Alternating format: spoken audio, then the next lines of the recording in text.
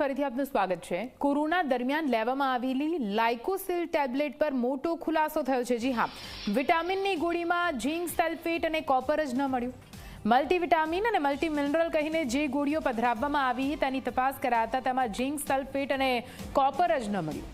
લાઇકોસિલ નામની ટેબ્લેટના નમૂના ફેલ થતા હાલ તો દંડ ફટકારવામાં આવ્યો છે।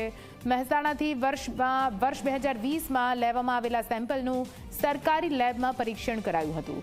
કોર્ટમાં કેસ ચાલતા અધિક કલેક્ટર સુભાષ સાવલિયાએ 12 લાખ રૂપિયાનો દંડ ફટકાર્યો છે। ટેબ્લેટ કંપની માલિક ભાગીદારો વેચાણ કરનારને પણ દંડ ફટકારવામાં આવ્યો છે।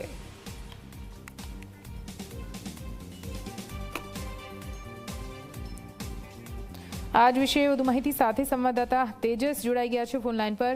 તેજસ, 2020નો આ સમગ્ર મામલો હતો, એનો મતલબ કે કોરોનામાં જે પણ મલ્ટીવિટામિન અને મલ્ટી મિનરલની ગોળીઓ લોકોએ લીધી છે એ ખરેખર મલ્ટીવિટામિન વાળી હતી કે નહીં તેને લઈને સવાલ ઉઠ્યા। આ સમગ્ર મામલો શું રહ્યો અને શું કે આદેશ અત્યારે હાલ?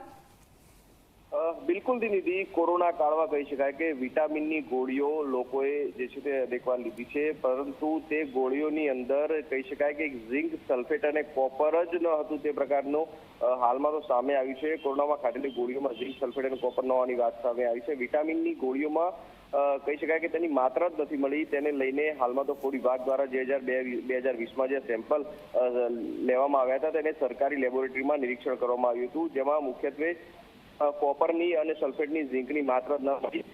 તે સમગ્ર મામલે જે છે તે અધિક કલેક્ટરની જે છે કોર્ટમાં જે આ સમગ્ર કેસ ચાલતો હતો ને તે મામલે હાલમાં તો જે આ ટેબ્લેટની કંપની અને કંપનીના માલિક સહિત જે ભાગીદારોને જે 8 લોકો હતા તેને 12 લાખ જેટલો હાલમાં તો જે છે દંડ ફટકારવામાં આવ્યો છે। જી બિલકુલ, આભાર પૂરી માહિતી માટે।